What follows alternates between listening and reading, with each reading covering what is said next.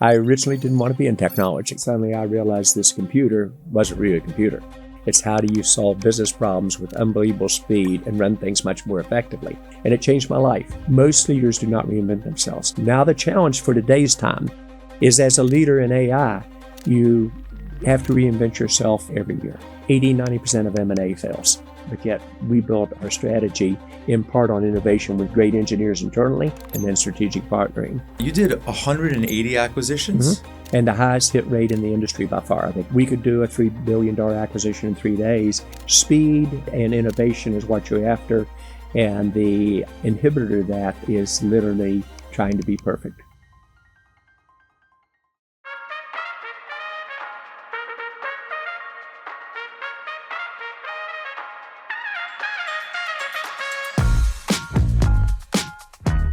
Welcome to Grit. I'm Jubin, partner at Kleiner Perkins, a show where we go beyond the highlight reel and explore the personal and professional challenges of building history-making companies.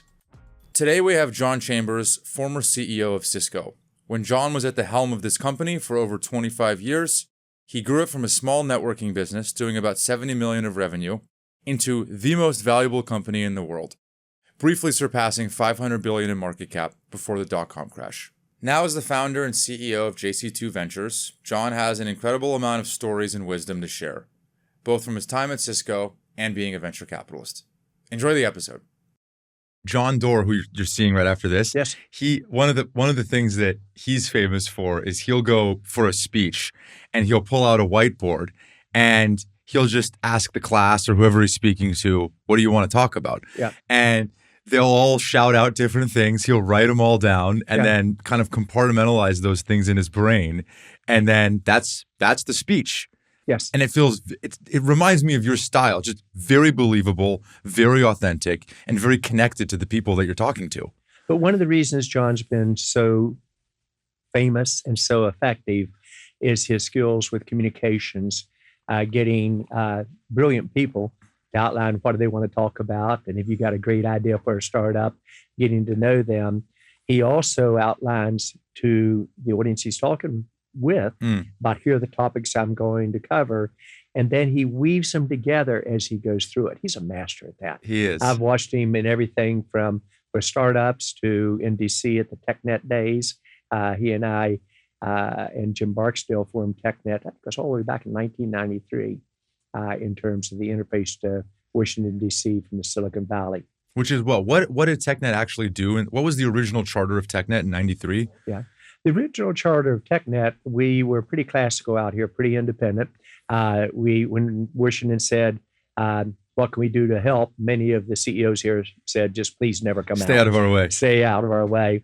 Then we began to do a flyby once a year. Several of us, people would fly in, share that Washington was messed up, fly back out. That was even less effective. And John and I and Jim realized that regulations and government could play a huge role in making tech successful. It could also be a huge inhibitor if we did it wrong.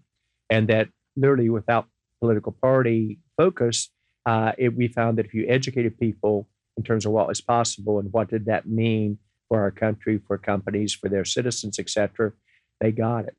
And we did that very effectively with the top high-tech companies, about 100 of them across the U.S. And I think most people would say it's been the most effective organization for the last 30 years. So we built something that was very unique and very strong, but we were solving a problem. And in 93, where were you in your Cisco journey at that point? I was just about to become CEO. I'd been there for 3 years. We had at that time said the internet's going to change the way you work, live, learn, and play. And people said, John, what do you mean? You build routers and you move around zeros and ones. And yet I grasped the implications for that and went straight to results. In technology, I look for the results. In deep tech, it's interesting, but what are the benefits you get? Or how do you solve problems you can't solve otherwise? We're about to enter the second major era with that type of evolution with AI. I think AI will be the most fundamental change ever in high tech. And I didn't say that a year and a half ago or 2 years ago with the movement of Microsoft and OpenAI, et cetera. I said 8 years ago. Wow. So I formed my startups at that time, had 6 native AI companies. We've got 25 now with a relatively small amount that of you're investment. investing in. Yep. But also coaching and mentoring. I'm a different type of VC. And we've been fortunate out of the 25, we have 11 unicorns already. We have 2 of the top 5 exits on strategic M&A acquisitions and tech in 22, 23, 24. The largest defense acquisition in Dedrone a year ago. And then we were fortunate to get one of a handful of companies that had good IPOs, and that was Rubrik, that's done very well. So our hit rate's been pretty good. You might say, all right, John, what do you do? Perhaps others did not. I originally didn't want to be in technology. In fact, somebody asked me to come and interview with IBM. He was a great friend from graduate school at Indiana's Business School. And I said, Steve, I didn't go to school for 9.5 years and get a bunch of degrees to go be a salesperson for technology companies. You ought to know that, Steve. You helped me do my programs. I did your business cases. And I said, I really don't want to do it. He said, I got 2 tickets to the ball game. I said, I'll be there. And that's why you keep an open mind. When I went there, the IBM at that time was a power. And they were almost like czars in the geography. And Chris Christie, who had a number of IBM's top people come through his office, and he trained them well. I had great interviews, and when I do something, I'm all in. I love to compete to a fault. And I had a great set of interviews, and I knew that I did pretty well. And he said, got me into his office at the end, which is normally the closing. And he said, John, you aren't going to join us, are you? And I said, I'm very honored, Mr. Christie, but no, I don't even like technology. And he chuckled a little bit, and he said, the feedback from the interviews has been off the chart. He said, let me show you how you use technology to solve business problems. And he walked me through it. And suddenly I realized this computer wasn't really a computer. It's how do you solve business problems with unbelievable speed and run things much more effectively. So he saw that I got a little bit interested, and he was a sales guy at heart, even though he developed people extremely well. And then he said, what's your best offer? I, of course, gave him my offer in Chicago or New York and the M&A acquisition area, law school, MBA school, et cetera. And we're in Indianapolis, lower cost of living area, obviously. He said, I'll guarantee you double that next year. He had my attention. And I did the handshake at the end of the session, signed up. So signed up to IBM. Pardon me? To go to IBM. Go out of IBM, straight out. I had a bunch of other offers that I would use multiple degrees in, and it changed my life. But that's one of the lessons learned for people who listen to your podcast. You want to learn how to constantly learn. You want to learn how to be constantly challenged. You want to think about what are you doing that your peers are not. And if you aren't doing something different, you're not going to be successful. So I love the challenge. I love to compete to a fault. I love building great teams, pretty good at it. And I've made every mistake there is to make in the books at least once and seen every movie. So when we get into trouble, unfortunately, I usually know how to fix it. When can competitiveness come to a fault? When you let it lose track of your strategy and vision and your ego gets out of check. Give me an example. One of the most underlooked leadership characteristics imaginable. And I asked Ajay Banga, the head of World Bank, prior CEO of MasterCard, what's underappreciated? He said humility. So when you see competitiveness with a pro athlete get way out of control, way past arrogance, et cetera, and you see Steph Curry beside him, who keeps his ego in check, has a big ego, by the way, but keeps it very much in check and loves to compete, but learns how to funnel it effectively. So let's use an example on a really tough question. How do you deal with emotion? I ask you a real emotional question, like you're with a great firm. I'm not so sure it's got a good future. How do you deal with that? Facts. Here's been our track record, better than almost any other company and venture company in the industry. Here's what we've done about this decade, this decade, this decade, this last year alone. Here are all the names, and here's our icons that we have that leads company. I go, your numbers last year weren't so good. How do you deal with that? With emotion. We did 5 IPOs last year. That's more than our peers did. They go up and down over time, but we build teams. And if you watch, most of them will come back and get refinanced by us. And if they start another company, come in line with us. So it's learning how do you keep that competition in check. And as you compete, you think about not how do you beat your competition. You think about how do you execute better than anybody else in the sport or in the business you're in. So when I build teams, I always focus. GE taught me this, Jack Welch, who was one generation ahead of me leadership wise, be number one and number two, or don't compete. Because if you're number 8 or 10, you might have a good run, but you're not going to be around very long. So I always went in with the attitude of being 1 or 2, or I didn't compete. Using Cisco as an example, when I left after being there for 25 years, about 20 years as the leader of it, we were number 1 in 12 major product areas, number 2 and 3, and number 3 and 3. And these are dramatically unrelated product areas, other than they were networking concepts, from routers to switches to security to literally the processor's capability. And we went in with that attitude. And then we would say, if we're going to do it, there are a lot of smarter people who have tried to do this ahead of time. How are we going to do it differently? And that's where we made a step that now many people of your generation might not remember. But in Silicon Valley, M&A was almost taboo.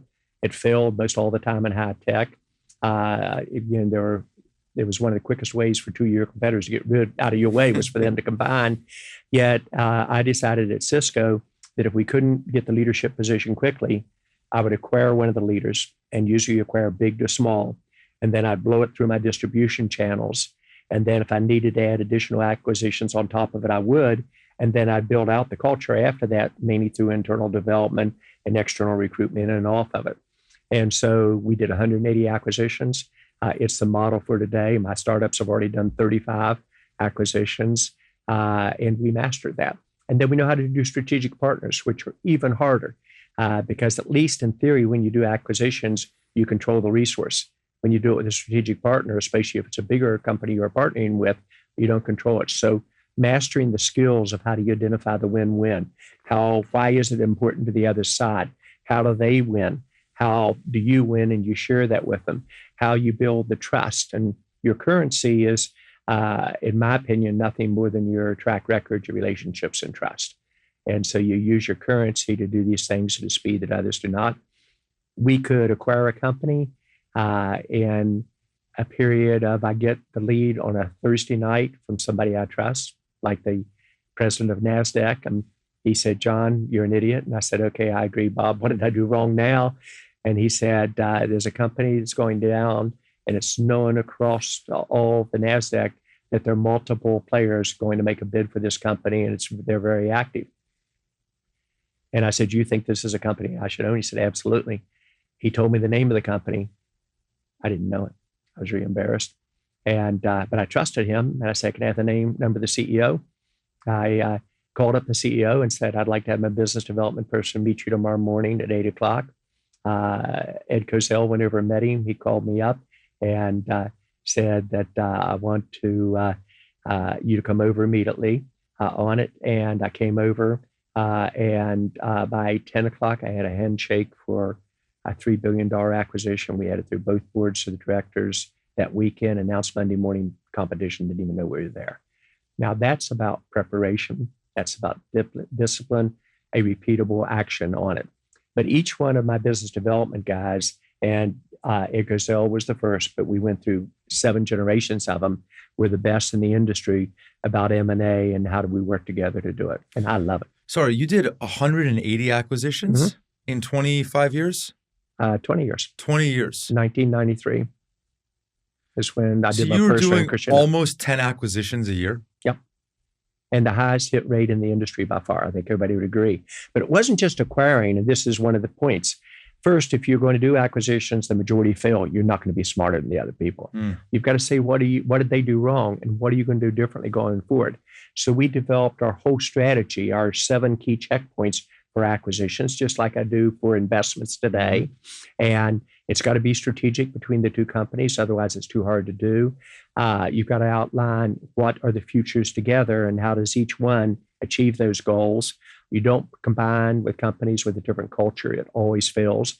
You don't do mergers of equals.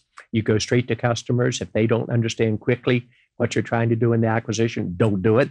And then if they do understand it, they think it's a good idea. Most of my acquisition ideas came from customers on it. And then you want to see how do you execute like a machine, and we move with pace. So we could do a $3 billion acquisition in 3 days. Today, the average acquisition, as you probably know, just from the time people start studying it, to they announce the acquisition, then you've got the implementation stage is 9 to 10 months. So speed and innovation is what you're after, and the inhibitor of that is literally trying to be perfect. Do you think that in today's era of Silicon Valley, most of the companies are run by highly technical engineering founders that are the CEOs? And more often than not, my hunch is that the reason they're not more acquisitive is because they just think, well, we can just build this. It's a good question. Now I'm going to use an example. When you hit me with facts, then I'm going to lead with examples and emotion. So the same was true when I was here. I was the exception of being a sales guy, which I'm very proud to be, a lawyer and an MBA by background on it. I had a couple of years of electrical engineering at Duke, but really it didn't excite me at all. Each of us have different skills and different background. So even today or back 30 years ago, if you were betting, John Doerr were betting, Kleiner Perkins was betting, it was almost all with technical leaders. And that's what ran the industry. You saw it in everything from Intel to going through it, Oracle, other key players in the industry. I came at it more from solving a business problem. Now, when you solve a business problem, I'm probably more open to solving it uniquely, law school training and business school training, than I am falling in love with the technology. I've learned the best technology a long time ago doesn't win. It's who executes the best on it.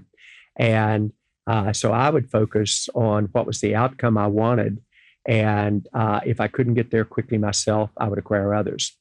Some of our best competitors never understood what we did when we acquired. We built out an architecture.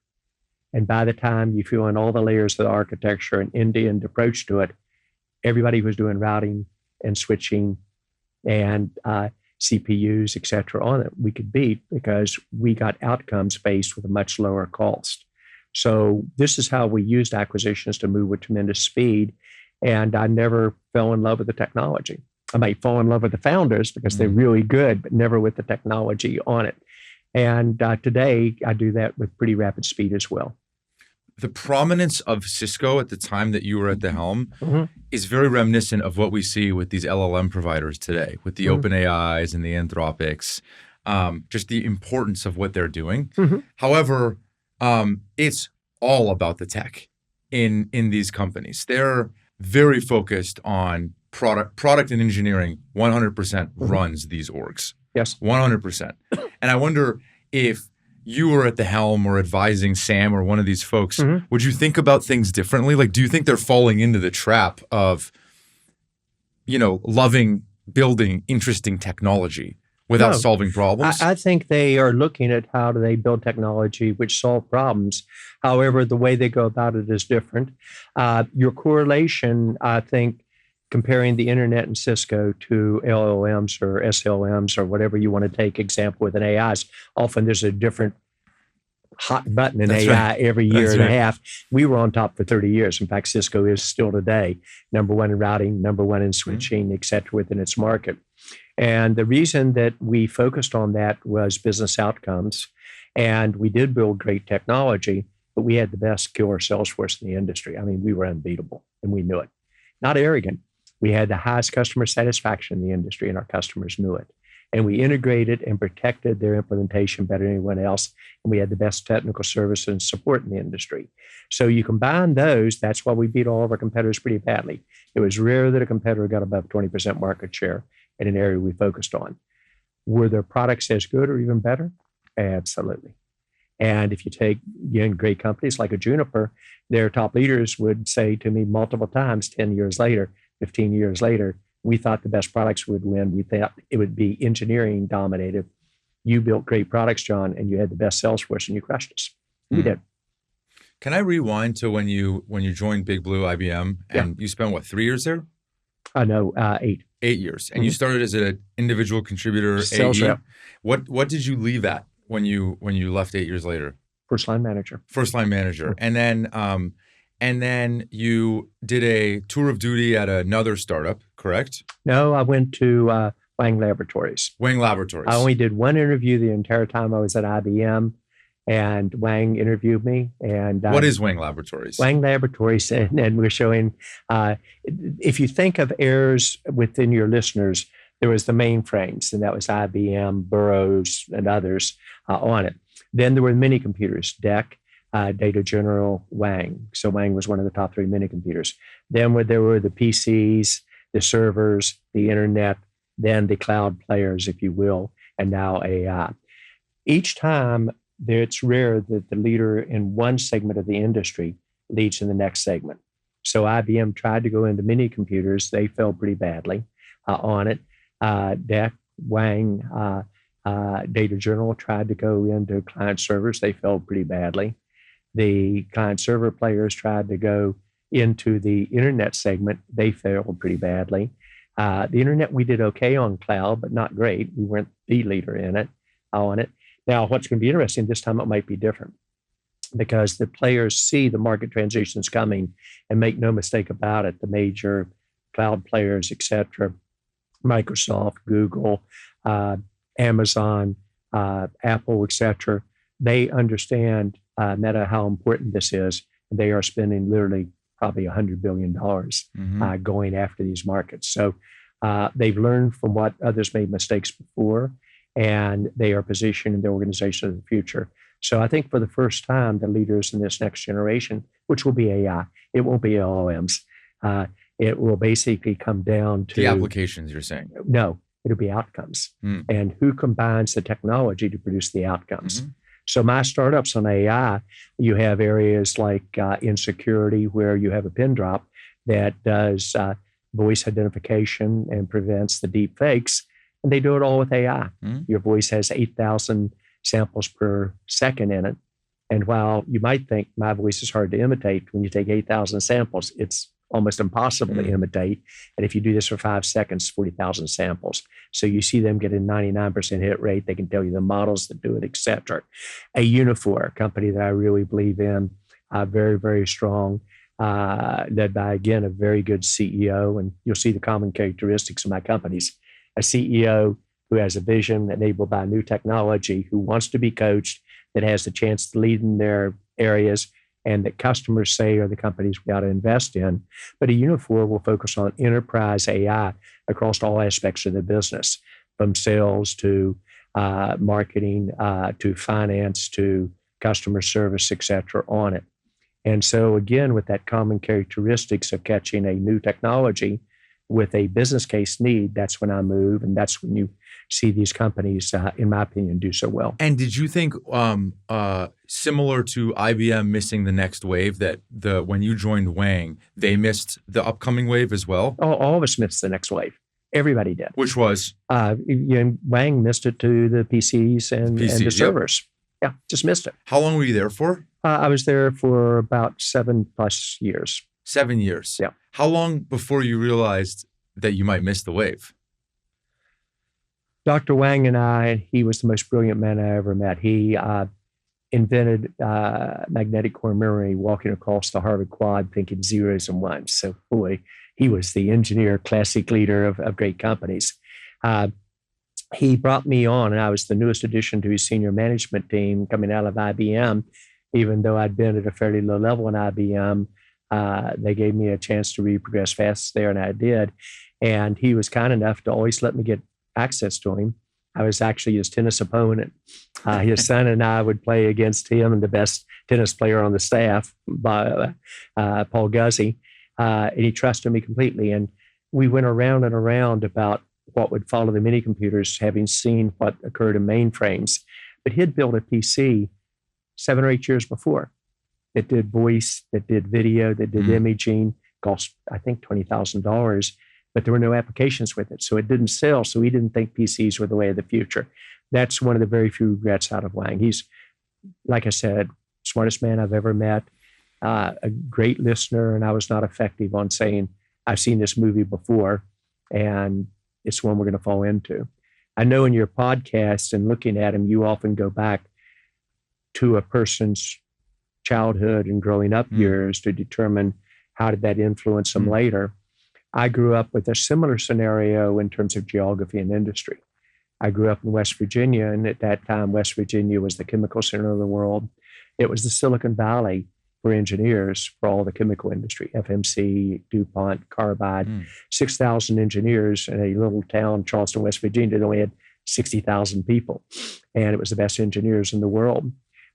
We had 200,000 coal miners, and we were the coal mining top state in the nation. We had more millionaires in the state than the entire United Kingdom did. But because we didn't reinvent ourselves, we didn't change, and we missed the next waves, West Virginia moved into the bottom 5 states in most categories.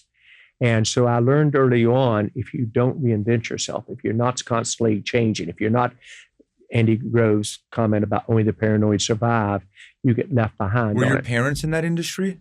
They were both doctors. Okay. Dad, OBGYN, and mom, internal medicine, psychiatry. So when we got broke, they could fix us. But all of your friends, parents, everybody around you was in that industry. Most of them were supporting industries for it. You saw all of them, and maybe the state more broadly, missed that transition. Yes. And I was there at the height of it as I graduated from high school and early college. And by the time I finished my college career, there weren't hardly any good jobs in West Virginia. Wow. So I've learned if you don't change, what happens? The negative. And this is where I think also being aware of your strengths and limitations. I'm tremendously competitive to your point, but not blindly competitive. I know if I don't reinvent myself or help my companies reinvent, we get left behind. I never laugh at anybody, because when you're dyslexic, as your second grade or third grade, other kids laugh at you because you can't read well and you read backwards. Once you experience that, you find that it's very few dyslexics that ever laugh at other people when they struggle. It will also shock you that a third of the CEOs are dyslexic. And you're going to say, no, John, I don't buy that. Well, only a few people talk about it. Charles Schwab, Richard Branson, myself, some others. But I watch their pattern thinking, and I can see it when how they think. Dyslexics can't go A, B, C, D, E, F, G straight through the outcome. They get a couple of data points, they jump to the outcome, they see how it plays out backwards and forwards. And so they move with a speed that is very unique to CEOs. And so when I watch the pattern, I'll never ask them in public, but I'll say, you're dyslexic, aren't you? And all of a sudden they get shocked. They say, how do you know? And I said, I can read your thought pattern. And I said, it will help if you share your weaknesses with others and with the group. And almost inevitably they say, no, John, I'm not going to. How long did it take you to share that you were I blundered dyslexic? into it. It'll take our children to work one day. To answer your question, 20 years, 15 years. 20 years. So you were already at that point the CEO of Cisco? Oh, way into it. I was doing a take our child to work day. Kids would come with... Were you ashamed? Huh? Were you ashamed? I'm not ashamed at all, but I felt it's a weakness, and I didn't think people wanted CEOs to have weaknesses. So not ashamed at all. I'm not ashamed of hardly anything I've ever done in life, especially something I can't change. So deal with the world the way it is. That's the doctor's training. But it made me uncomfortable. And that's why you never saw me read speeches at Cisco. People never asked why I didn't read them. The answer is I'd struggle reading it. Even with training, where Mrs. Anderson helped me in the second and third grade, without her, even though my parents were doctors, they were teaching me to read in a way that was not effective for dyslexics. So a girl came up and asked a question on stage, and they were lined up with their parents there, and probably 500 people, as I said, in the audience. And she tried to read it, and she lost her spot, and she started crying, and she walked back off, and I followed her off stage. And I said, let's try this again.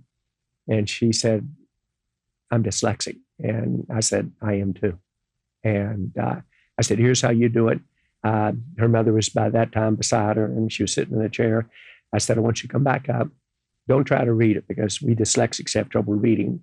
I want you to think about the question you want to ask me, and look at me just like you'd look at your mom. Look me in the eye and ask me the question. She came up, she nailed it, but the room was real quiet. And I realized they heard me, because I had a lavalier mic on, say I was dyslexic. And as you can tell, my hands sweat now, even talking about it. It was hard. But it's a gift on the one hand, it's a challenge on the other. I'm talking to a school that specializes in dyslexia, the Armstrong School tomorrow. And I go periodically to talk to young people and say that you don't want to use your limitations in life as an excuse for why you can't achieve things. What you've got to realize is what are the strengths of your limitations and what are the weaknesses, and how do you play around it? And then how do you get people around you that really connect effectively with you? Wow. So at Wang, nobody knew. Hmm. And you spent 7 years there. Mm-hmm. And at what point did you feel like, and you started as what did you start as? What was your role? I was well into management there. So you started as a first or second line manager at Wang? The third line manager. Okay. But in the marketing originally, they wanted my IBM expertise. Got it. Because their competition was IBM. And I understood how to sell technology to solve business problems as opposed to technology to solve tech problems. And I knew how to compete against great companies like IBM pretty effectively on it. And how, when you joined, like, give me a sense of Wang as a company. Where was it? Like, how big was it? How many people? 30,000 people. 30,000 people? It was one of the top 3 mini computer players in the world. Almost all office automation was done through Wang equipment. We had the State Department's mini computers around the world. And because we didn't change, 30,000 people eventually lost their jobs. So by the time you left, the company was? It was starting to dramatically slow down. Dr. Wang died, unfortunately, and he was our spiritual as well as our mental leader. We had trouble with leadership, and the next generation of leaders was taking the company in a way I didn't agree with. And I shared with them that it was time for me to move on and do something else. And you decided Cisco at that point? No. At this time, we were starting to do layoffs, and I ran the U.S. operations for Wang at that time. And every holiday, we were planning our next layoff. It was brutal. And finally, I lost confidence in the direction the new CEO was taking us, and it wasn't part of the Wang family. It was an outside hire and a mistake on it. And I didn't feel that I could go look for a job while I was leading people through restructuring and layoffs and asking my team to follow me, which all of them did. People that I didn't lay off, they stayed with me completely. I've always been able to develop tremendous trust and loyalty with my teams. At Cisco, our attrition rate was 5% for 25 years in a valley that averages 15. Our acquisition assist turnover rate, which averages 20, as you probably know, we averaged 4 on it. So I held people. So I left literally Wang without a job. I'd never recommend that, by the way, because I learned the hard way. I thought I'd just take my resume. I had a really good resume. I never missed goal. Achieved top salesperson at IBM. On our way to become potentially one of the top leaders on it. Same thing at Wang. Everything I touched turned into the number one operation because I built great teams and leaders who empowered me on it. I thought I'd send my resume out to a number of companies. I waited for the offers to come in. None came back. None. And that was very humbling. Probably the second most humbling thing after being dyslexic. Then I suddenly realized, my family, we were without a job. We were in Boston. The mini computer industry was rapidly coming apart. And so I started working real hard on interviews around the country and different companies. And first 2 months were very humbling, and challenging would be an understatement. By the end of the 4th month, I had 22 offers in process. And out of the 22, all but 1 came through networking and people opening doors for me. The one at Cisco, I was never going to get presented because I had 5 offers already in the valley for it, and was thinking about which one was I probably going to take on it or not. And I didn't realize how small the valley was at that time, when somebody called me up and said, "Would you interview at Cisco, John? The headhunting firm's never going to present you here because you've already accepted 2 jobs, not accepted, but you had 2 job offers from companies they already presented you at." And I went in and interviewed and did very well with John Mortgage and the team. And I interviewed at that time with one of your peers, Don Valentine at Sequoia, and brilliant guy, tough, but brilliant. And he said, "Tell me about your other offers." I went, "How did you know?" He knew all my other offers. The valley was so small, he knew where they were, et cetera. And he convinced me that if you want to really be successful in the industry, and if you're as good as we hope you are, you want to go with a company that's setting the pace for the next generation of technology. And then he outlined to me why Cisco was the right one. Wow. How old were you? I was about 40 at that time. You were 40. Mm-hmm. And when you joined Cisco, what was the role that you joined as? I joined as, I'd have to think about it. I had a fair amount of the sales, some of the marketing, some of the customer services. They hired me to be John Mortgage's replacement. They said, John Mortgage is the CEO. CEO. And John was the one that was helping select me. So John knew. And you knew that going into the interview process, meaning that was a selling point for you to join. The reason they recruited me was to be the next CEO at Cisco. Wow. And they said, unless you messed it up. And so I knew going in that was the way it was headed. It took 4 years, not 2, as they said, to become CEO. But John taught me a lot, and we built a really strong organization. And by then, we were really starting to get on a roll. Our average growth was 65% a year. For how long? Decades. That's insane. How big was the business when you joined Cisco? 70 million. 70 million. And it was a public company at that point, yes? Just gone public. Just gone public. Wasn't it trading at like 10 cents a share or something? It was a fairly low amount. To answer your direct question, if you invested $1 at the time we went public, it was worth $15,000 when I left. Wow. So very good appreciation. Most valuable company in the world at the point in time. That's right. That's right. And how many people were at the company at that point? 400. 400. And then you slowly started ramping up more responsibility over those few years before you got the CEO job? They had me running everything by the time I got to be CEO. John did a good job of turning things over to me. Just I wish he'd moved a little bit faster. Why? On it. I think he enjoyed the job. Why do you wish he moved faster on it? Because I was ready. How do you know you were ready? Or I thought I was ready. Yeah. And this is one of the things that's fascinating. Most of us in Silicon Valley, myself included, probably have more confidence than we deserve in terms of being ready for jobs before we are. And sometimes it's that lack of fear or lack of knowledge that allows you to do things that others cannot.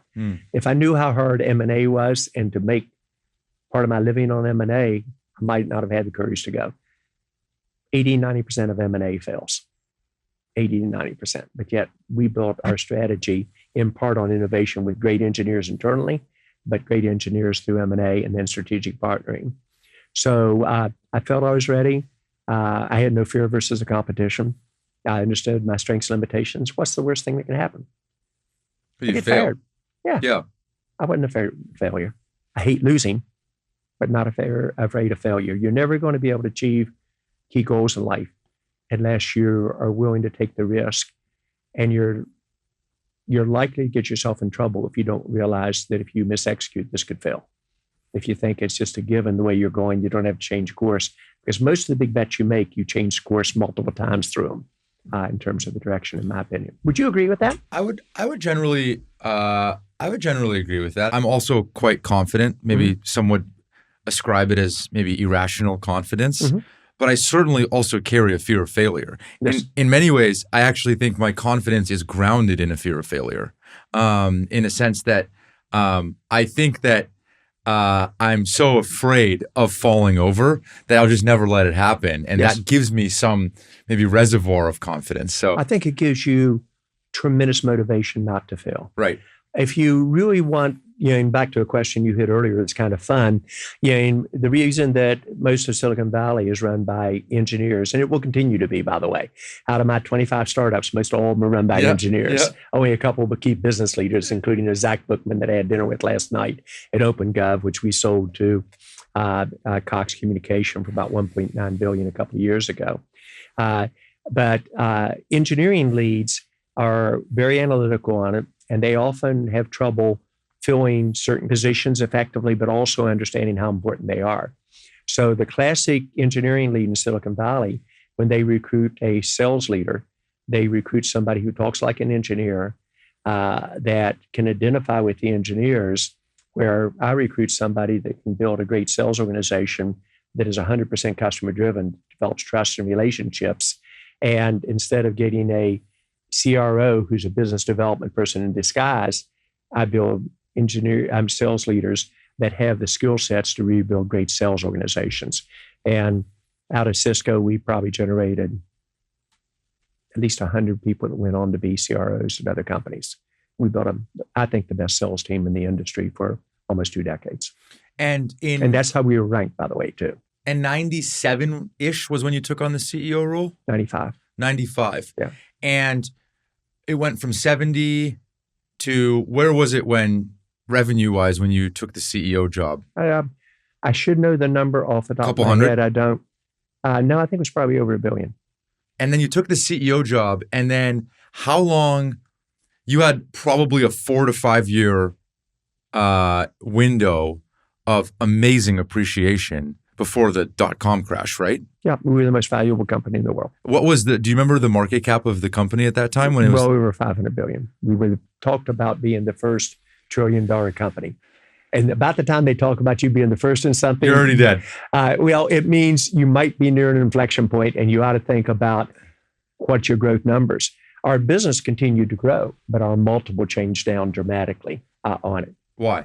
Because the profits and the growth didn't support the multiple. It's classic. We see that in the industry all the time. To your indirect question, where is AI in that? I think AI is very early stage, but it's moving, in my opinion, in internet terms at 5 times the speed and 3 times the results, which means companies that succeed and fail at a rate you haven't seen. I would actually make an argument rather than LLMs being the key factor in AI today and the differentiator. I think they're becoming very much commodity-like. And so it's really how do you use AI across the technology architecture, what is commodity-like, what is currently sustainable differentiation, and what is long-term differentiation. And then how close are to your architectures and implementing. So that's how I'm coming after that market. I think I was just reading a stat that every year it's getting 50 times cheaper, the LLMs, 50 times cheaper. I haven't read that, but it would not surprise me.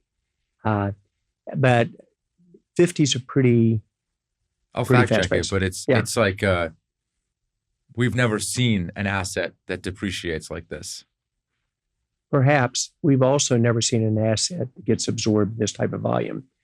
The internet got absorbed with tremendous volume, even though we dramatically improved how much information can move over a given capability in the network. Voice used to be an entire network by itself, extremely profitable for the Nordtels, the Alcatels, the Lucent, et cetera. They made a mistake of staying with voice too long and did their data network separately. We basically developed data, voice, video over a single network, the internet. And then we said to the service provider industry, it was probably one of those comments I should have worded better, but the service providers, the AT&T and the Verizons, et cetera, of the world, we said, your primary revenue is voice, and it will not only commoditize, it will account for maybe 2 to 3% of the load on the network. And that all happened. And the companies who didn't make that transition got caught hard. Our toughest competitors should have been the voice networking players, but they didn't change. They stayed with their old technology too long, and we had them. And you're saying at the height of your powers, when you're thinking about we are the most valuable company in the world and we're going for $1 trillion, that's maybe a signal that it's time to reinvent the business? It means you need to reinvent your business with a regular rhythm. And if I were to draw parallels for today's world, I needed to reinvent myself at least every 5 years at Cisco. And I didn't necessarily have that as a goal, but that's kind of, if you watch my career, that's what I did. One of my toughest competitors, he was Dutch by background, you'll probably figure out who he was. He came out of AT&T, then Lucent, then he ran BT, and then he ran Alcatel-Lucent combined. And so he was bothered by the fact that I didn't acquire Lucent, and he thought I should. They were a different culture, too big for us to acquire. And he was a critic. And he pulled me aside one time. And he said, John, I just want to compliment you on how you reinvented Cisco again and again and again. And I was shocked. At first, I was waiting for the and he didn't. And I said to him, that's why I believe leaders need to be in the position 10 years, not just 3 to 5 like the average CEO is. And then he laughed and he said, now we're disagreeing again. And he said, I move every 4 years. He said, I go in, I use my experience, my bag of tricks, and then after years 4 or 5, it's time for me to move. And I think that's true of most leaders. And he could see I wasn't buying it.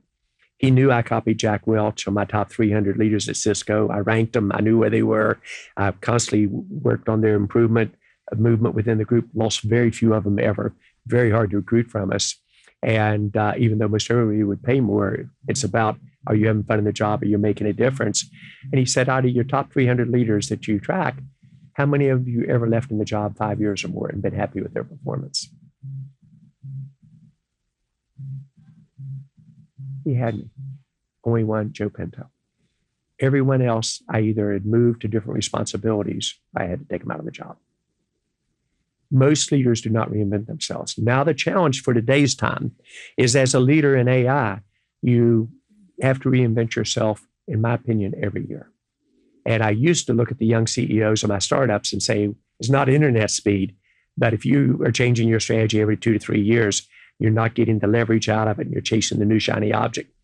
Beginning about 2.5, 3 years ago, I began to push my CEOs really hard about reinventing themselves every 12 months. And most of them do. And they transition that quickly in today's environment. You have to. Can you define reinvention? Reinvention means, what is your target market? What is your target products? What is your differentiation? What are you trying to achieve? How do you drive it through? How do you go to market? So for a startup that used to be software as a service, let's take a company like Safe Securities, Saket Modi, brilliant young guy, really proud of him. I've been investing in his company for 8 years. The last 3 years, and he would be one who would come with a new idea every 12 months, and I say, slow down. The last 3 years, he's grown at 100% per year, and in cybersecurity and risk management implementation. And this year, he's going to grow 100% again. How much do you think he's increased his headcount in the 3 years? 100% growth per year. If measured by the traditional yardstick, probably it would be like doubling every year. Mm-hmm. He's decreased his headcount by 10%. He uses AI to change everything. Mm-hmm. He builds these products. He used to build them in a month. He builds them now in a couple of days.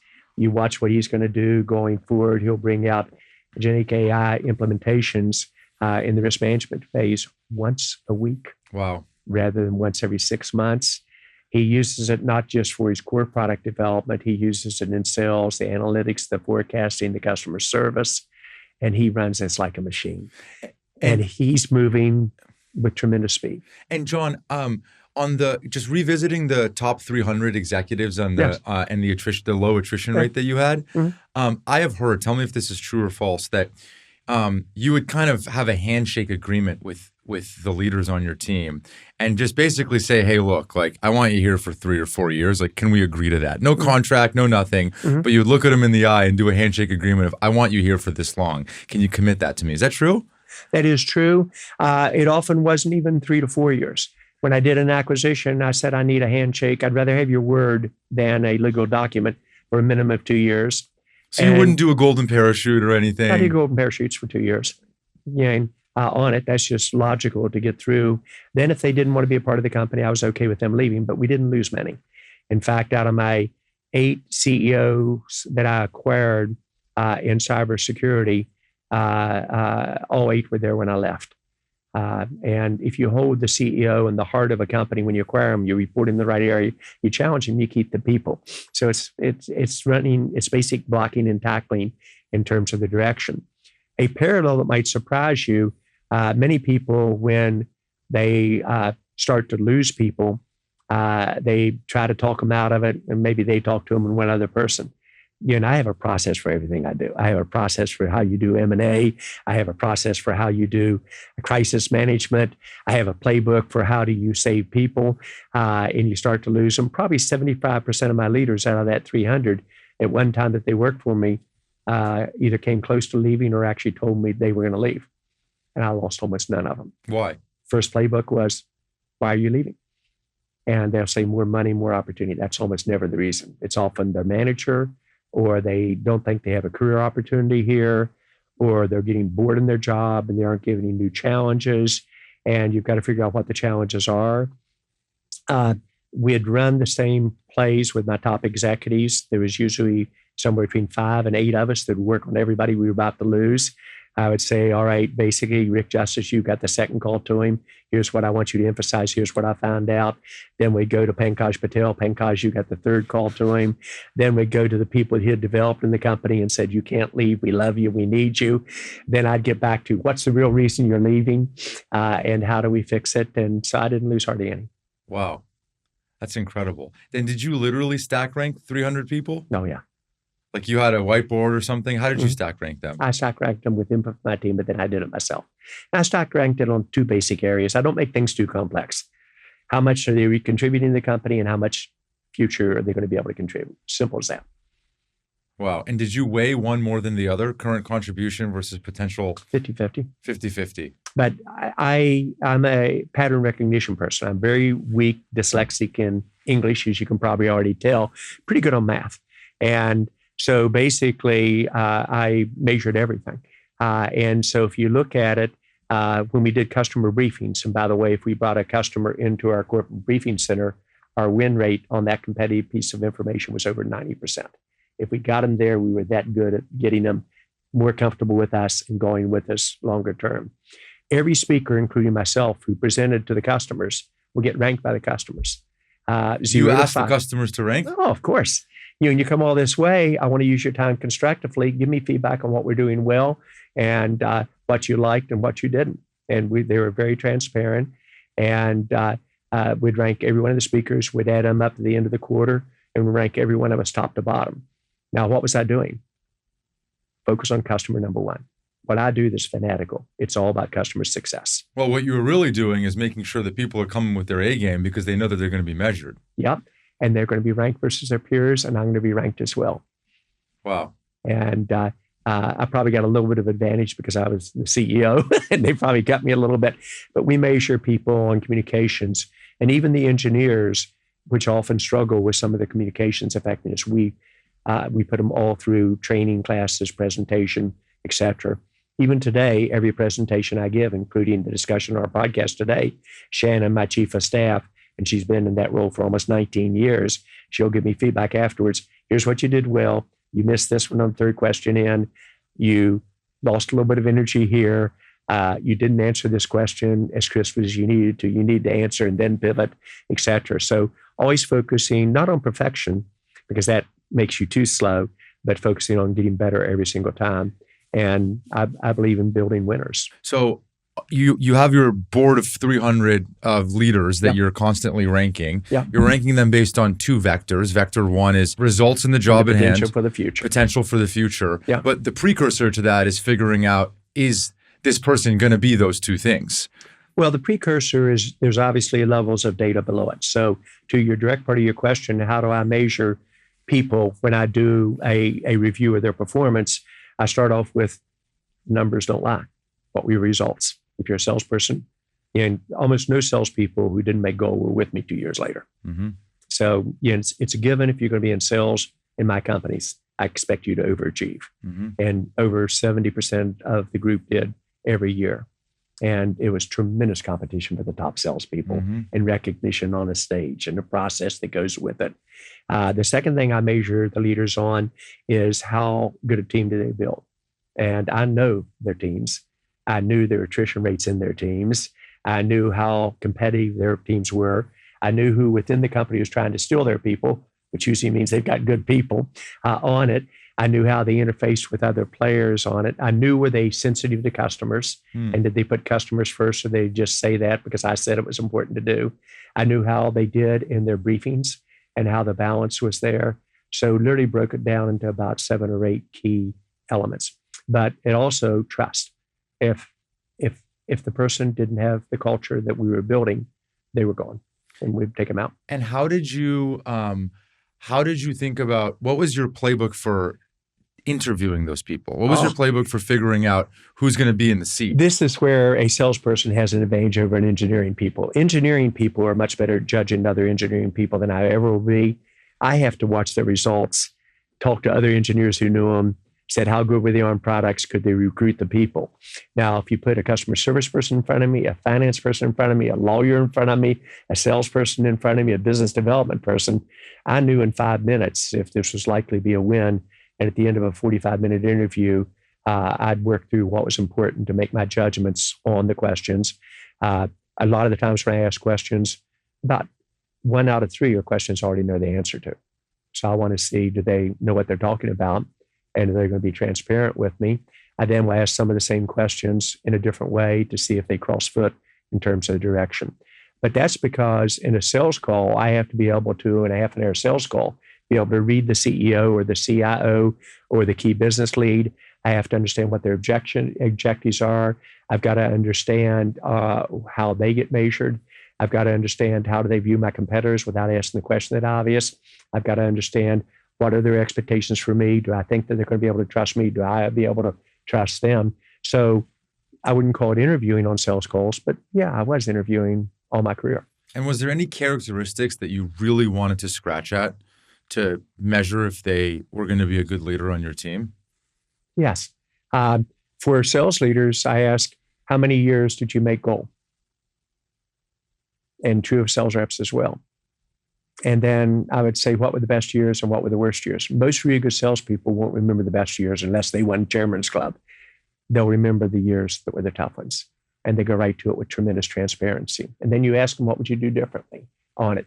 So it's how candid were they with me? And then when they made mistakes, which I want people to make, if you don't make mistakes, you're not growing in the job. What did they learn from them and how do they move forward? How precipitously did the bottom drop when the dot-com bust happened? Oh, that was with a speed that you could not imagine. 25% of my customers didn't stop ordering. They went bankrupt.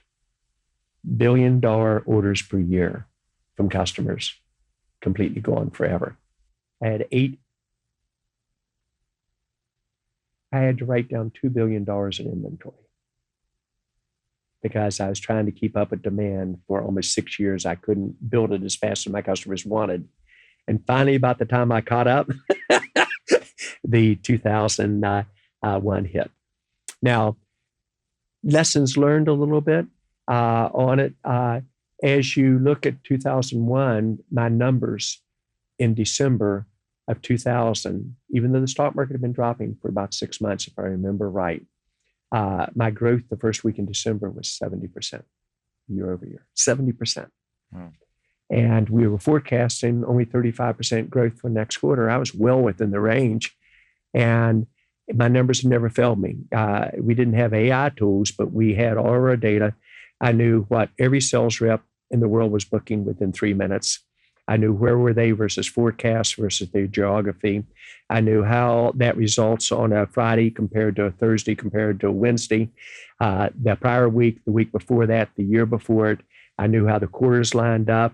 And we could forecast our quarters, even though 80% of our business knew every quarter, plus or minus 2%, which is almost unheard of. Wow. But we just knew our business cold. We had a great sales force, as I alluded to earlier. We had tremendous trust and credibility and a very, very vibrant review of your pipelines and closing. And we expected people to hit goal, and we helped them get there when they needed it. But I was doing the right thing for too long. 40 quarters in a row, never missed. They called my CFO plus or minus 1 to 2 cent Larry, because he was always 1 to 2 cents, occasionally 3 above. And people said, that's just amazing. And I'm going, well, we probably knew what we were going to do in the quarter ahead of time. And I was kind of surprised people just didn't anticipate we'd be 2 to 3 cents over, although we'd always give them reasons why the next quarter is going to be challenging for it. So this is really understanding your business, running it like a machine, and having fun. We had fun.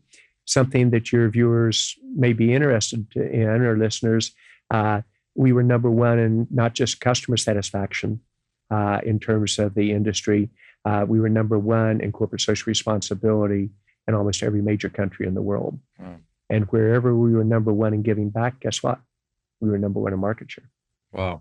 Not just in countries you'd think about, but in China, Russia, everywhere. And John, when you went from that year, the most valuable company in the world, call it 500 billion, to within a year, do you remember where the market cap was? It was down $70 a share. I'm joking even now. I got a sip of Diet Coke on it from $70 a share to below 20.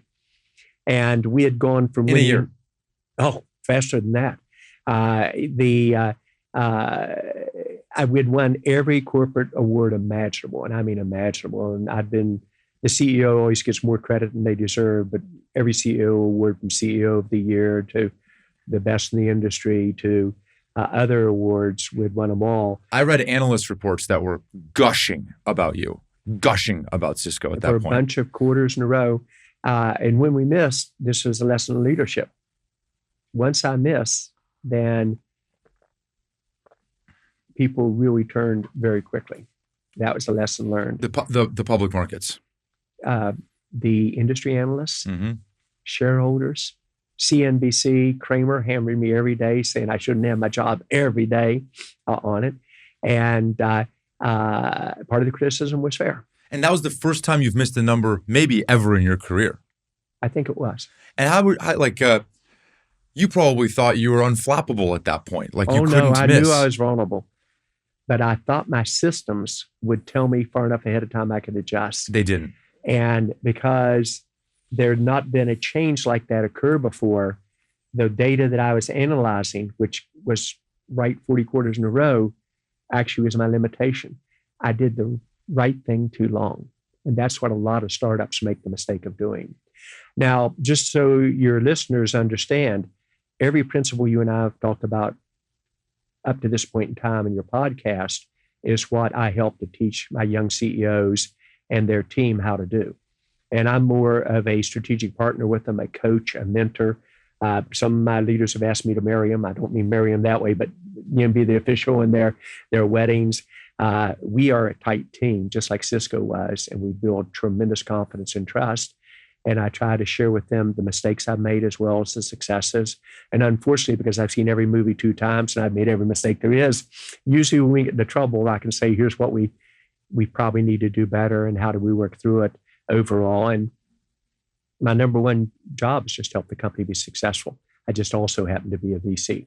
By the way, we usually get very high advisory options, which is almost unheard of for a VC to get in addition to your investment. So we get great financial terms, and it's common for us to get 1% to 3% of the company just for being their advisor. That's amazing. And John, did you have to adapt your leadership style when you weren't winning anymore? Anytime you're not successful, you have to evolve. First, you've got to say, what are you doing wrong? So rather than saying, let's use the 2001 crash on it, very painful. Next to dyslexia, my hands still sweat. I laid off 7,854 people that year. 7,854 people. And the first thing you do in crisis management, and this goes back to the playbook that I run, is you want to be realistic. How much was self-inflicted and how much was market? I firmly felt that this was a market phenomenon. I called it the 100-year flood before anybody else did, but we also had made mistakes. And I was transparent. Once I realized that I'd missed orders in the January first couple of weeks, I went around the world, talked to customers, et cetera, and I realized this was a real flood coming at us. I came back and called a meeting in the evening. The next day, we made a decision to reorganize, announced it to the market that day. And we very quickly pivoted. We had all of our changes done in 51 days. In days 52, we started gaining market share again. Now, the numbers were coming down, but we were taking from our peers, and most of them, by the time we were already gaining market share again, they hadn't even made their fundamental changes on it. Now, the market was much smaller, and we had literally billions of dollars that just disappeared that were never going to come back on it. But I learned from my mistakes. To be candid, did I have moments of self-doubt? Exactly. If you don't, you have to say, what was the doubt? Am I the right person to fix this? Why couldn't I see it coming? This is my family. I'd hired every one of the people I laid off, almost every one of them. And I knew every illness in the company that was life-threatening of them, their spouse, or their kids.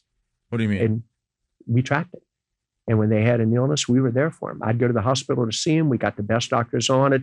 If we were having a pregnancy that with a major heart situation for the unborn baby, we'd have the surgeons ready to go.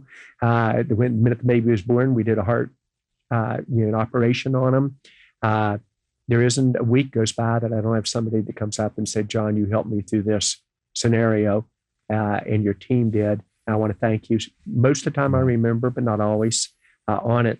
And so these were people that I cared greatly about. Now, why did people stay at Cisco? We were successful, pretty strong culture. We watched out for each other, especially when they needed us most on it. We had high expectations.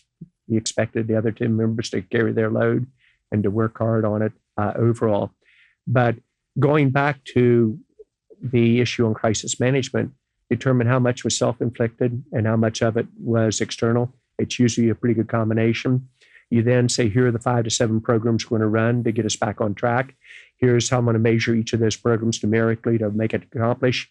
Then you've got to paint, here are the steps that are going to occur, and you've got to be remarkably transparent, try to get all your bad news out immediately, which is what we did.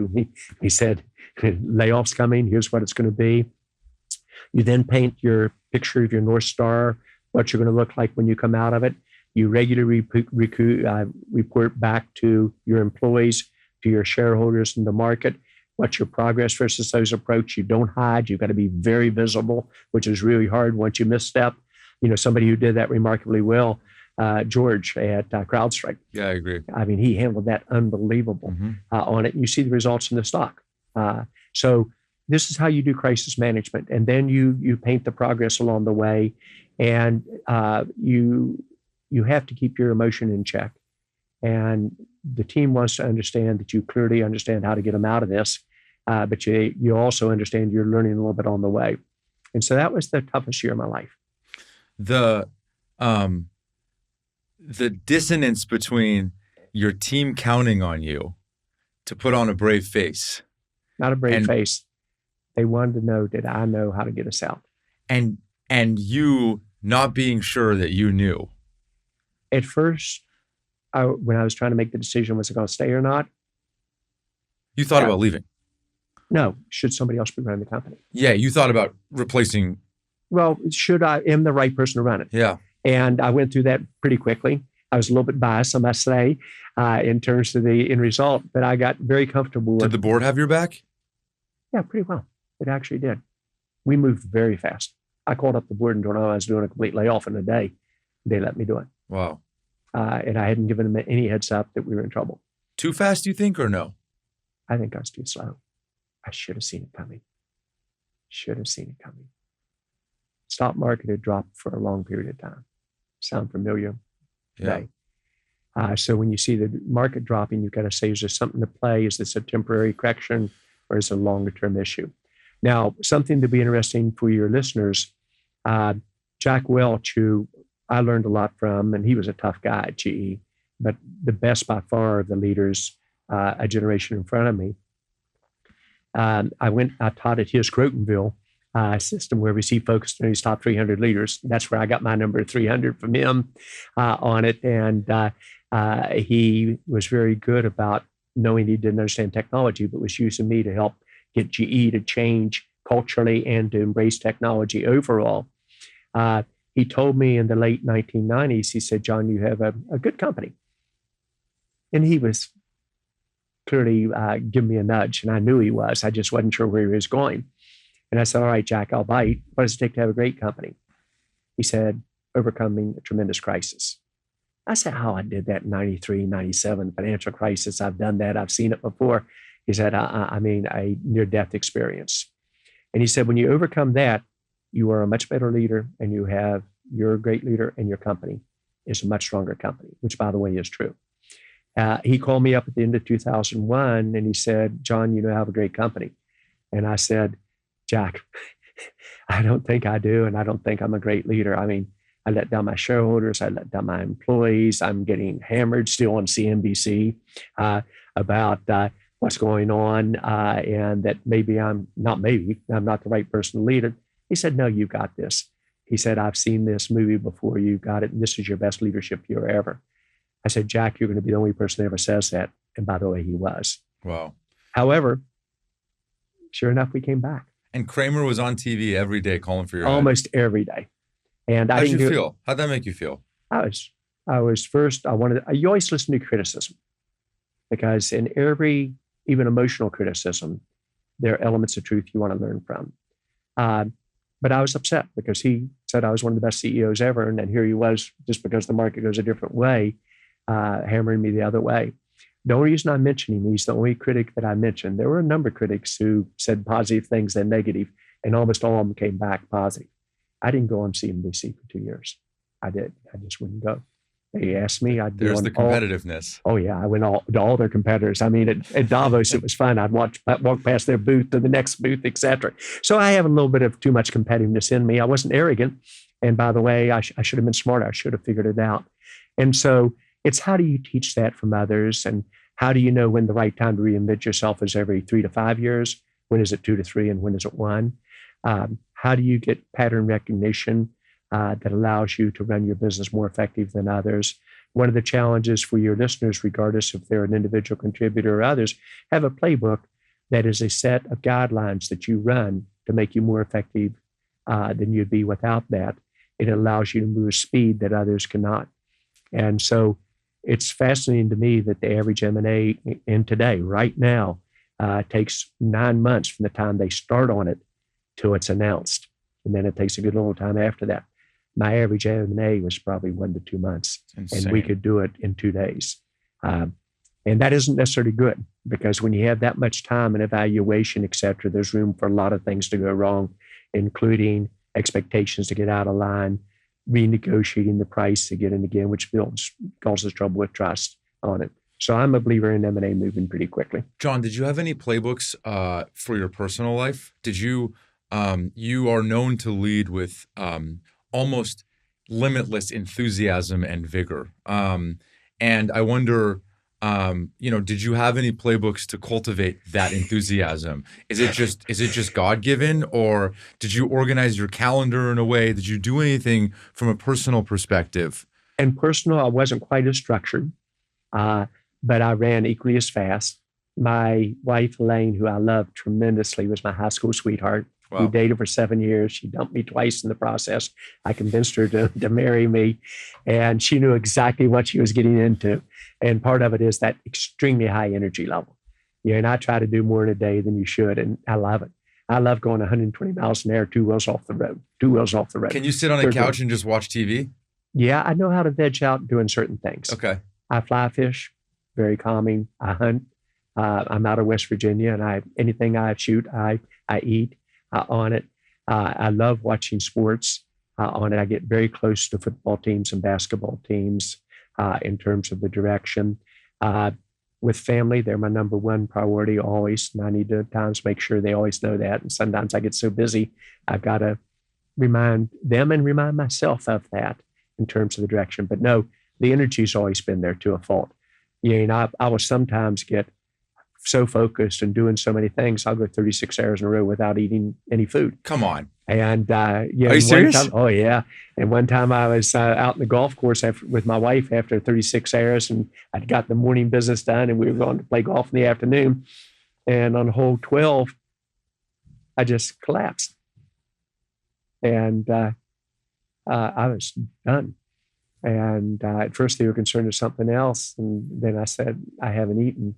And they got me sugar and a Diet Coke and carted me back in.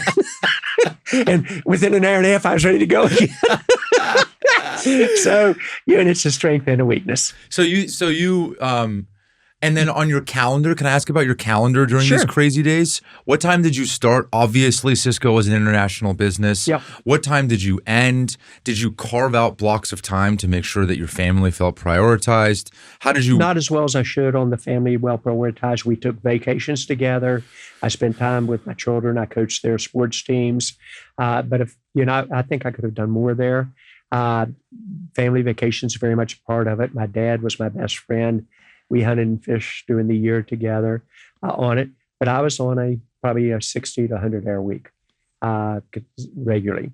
Now on time, when I was at headquarters, the days probably would go from 7 in the morning till 6 at night.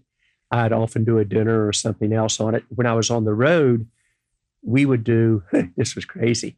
We could do 5 countries in 5 days. And I took 2 communications people with me. to keep me organized. When I go on a trip, here's just your briefing. And because I'm dyslexic, I like to be able to see it, touch it, write on it. I would have, on today, like today, I think I've done 12 meetings today already, going around the world, started in Spain and worked around the India, then worked across the U.S. overall. I'll have a dinner tonight with one of my CEOs out of Amesh out of Unifor, who's really good. Wait, it's 3:15. You've had 12 meetings today? Yeah. I do them half an hour seams, and then sometimes as quick as 15 minutes. You have a briefing on me.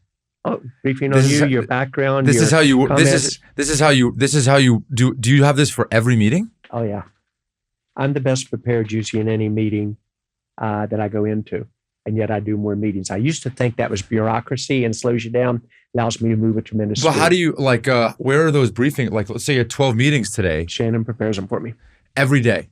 Every day. Wow. Now, when we'd travel, this will probably challenge a little bit. We would travel, we'd spend 12, 14 hours in a city. We'd fly through the night to the next country. My team would take turns. I had usually multiple Shannons travel with me, at least two. One would have me one day, one would have me the next. And so on the days while one's executing with me, these calls, physical calls, usually the dinners, the write-up, the speeches, getting me prepared, making sure the lavalier mic's there, audience, right spot, right time. Then we'd fly through the night, and usually I would work for about 3 or 4 hours through the middle of the night. Then I'd try to get a couple hours sleep. My team would prepare during those couple hours. Then when we'd land, if we could, we'd get some sleep. But usually, a lot of times we didn't. They'd give me the next book for the next day. Here's where you go. And so we ran really hard. Being a private plane really helped, though. That made it very productive.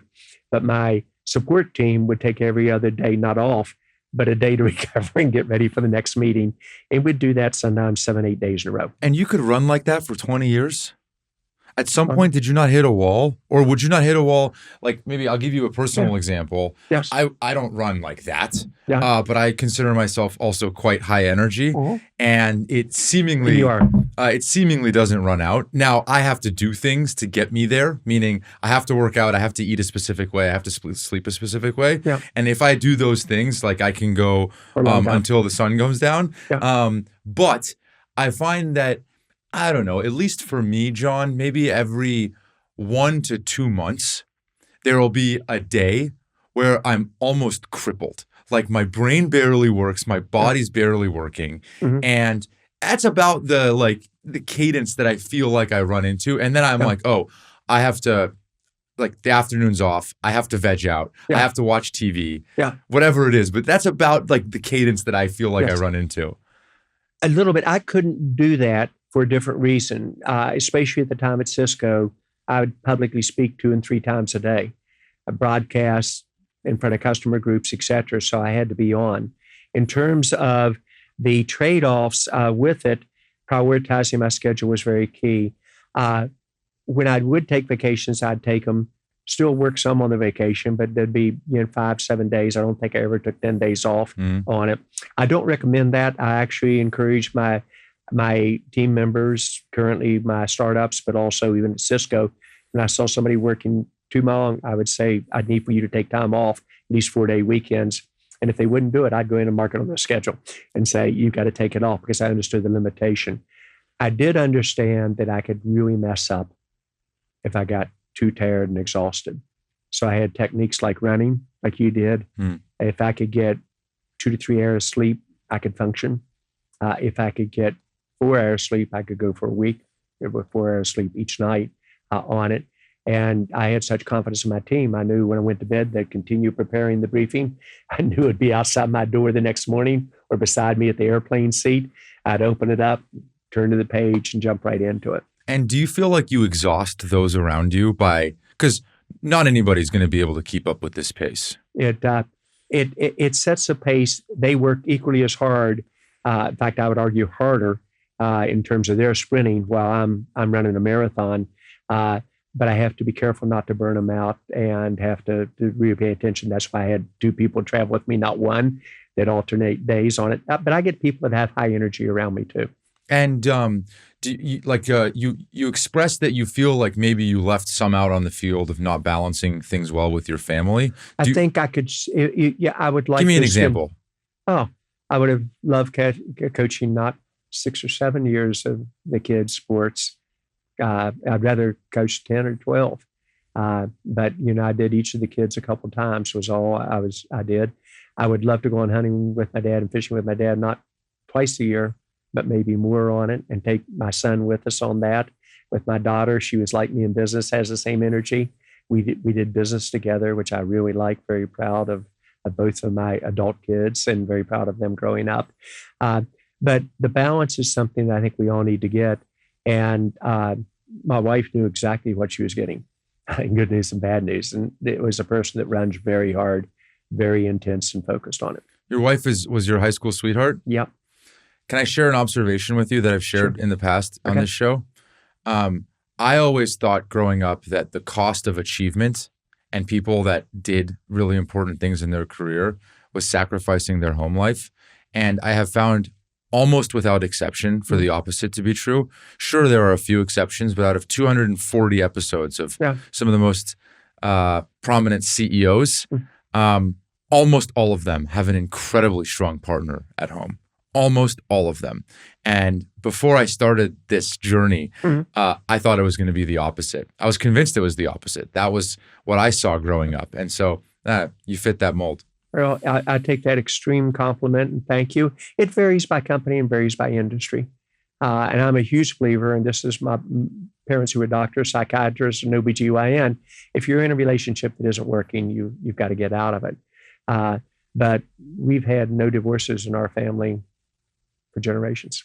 Wow. Not because you expected to make it work. We were just lucky who we picked as a partner, and we do work at it. I need to be even better. I still hope Elaine doesn't trade me in on it. And I've got, she's talking about a 2-year contract again in a positive way. I love it. A little bit of humor you'll get used to. I love it. What did you not ask me that you want to know? That is a great question.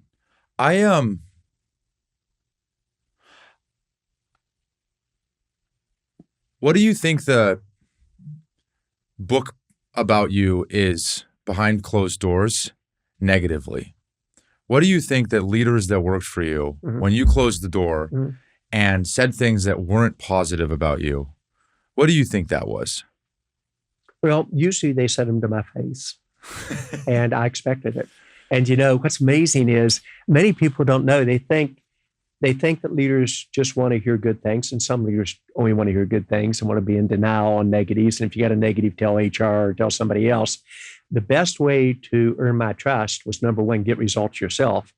And number two, to be candid with me what you think I need to do better and why. It doesn't mean I'd always agree, but that was one of the quickest ways for me to develop trust and directness.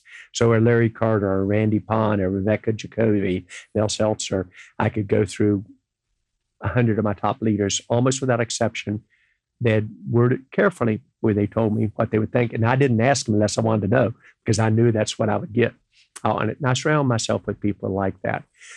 So the book is periodically, I spread myself too thin, and by definition, spread them too thin. I try to do too much on it. Occasionally, once I decide I'm going to move, I just go. But I'll tell them I'm going to go on it. And sometimes I make mistakes that way on it. But I don't believe in revisiting decisions very often unless something changes. Maybe too high expectations of people, or asking the team to run too fast. I don't think the team goes any faster than the lead dog. That's why I run hard. And I don't ask the team to do anything I wouldn't do myself on it. I don't think any team runs faster than the lead dog. You can't by math on it. I asked one night, I don't think I'm a tough person. I've never raised my voice ever in business, ever. And I thought that I could be tough if I had to, but most people didn't know I had that tough side to me. And we were going to a movie with my head of sales and his wife and my wife, and I said, I have a suggestion. And the car got real quiet. And all three of them said, John, together, when you have a suggestion, you've already made up your mind. Just tell us what it is. And I said, I'm not that tough. And my head of sales, who was very direct with me, he said, John, everybody knows you have a tough side. Don't think for a second they don't. And they respect it. But if somebody crosses you, hurts our team, does something wrong to a customer, treats an employee wrong, you can be very firm. Everybody knows it. And I think at times you have to have that to be an effective leader. But I don't think that means you have to be mean or treat people in a way you don't want to be treated yourself. It doesn't mean you're always right. Does that make sense? It does make sense. I appreciate that. I appreciate that answer. And I appreciate you doing this. This is fun. You made me think. I like that. Yeah. And I hope you found it worthwhile. I did. I absolutely did. I close all of these the same way, which is, what does the word grit mean to you? When you think about grit, what do you think of? John Wayne, up on the hill, true grit. I think grit means that you have the courage when things get tough to get through it and to not lose your values and your direction along the way. It doesn't mean you're going to be perfect, because I don't know any perfect people. Grit also means when you make a mistake, own up to it and be candid with it and transparent. And for me, it also means that when I give you my commitment, if it's humanly possible, I will deliver. My customers know that. When I say to a customer, I think you should buy this company, they know I really mean that I'll be behind that company if they buy them. When I say to a customer, I think you ought to implement this for AI and you ought to use XYZ of my startups with it. They know if I say this is what Vivoro can do with the only secure phone in the world, which is very interesting given the security events that have happened the last week, I'll stand behind it in direction. So that's kind of what I think grit means. I like the question. I'm probably going to steal it. I'll give you credit for it the first time I use it. After that, I'll say, here's the one I got from John Wayne. It's yours. It's yours. Thank you. I appreciate you. This is a real thrill. That's it for now. If you liked the episode, please leave us a review or go back into the archives where we've done more than 200 episodes with some fantastic folks. This podcast is a Kleiner Perkins production, and I'm Juven. Thanks for listening.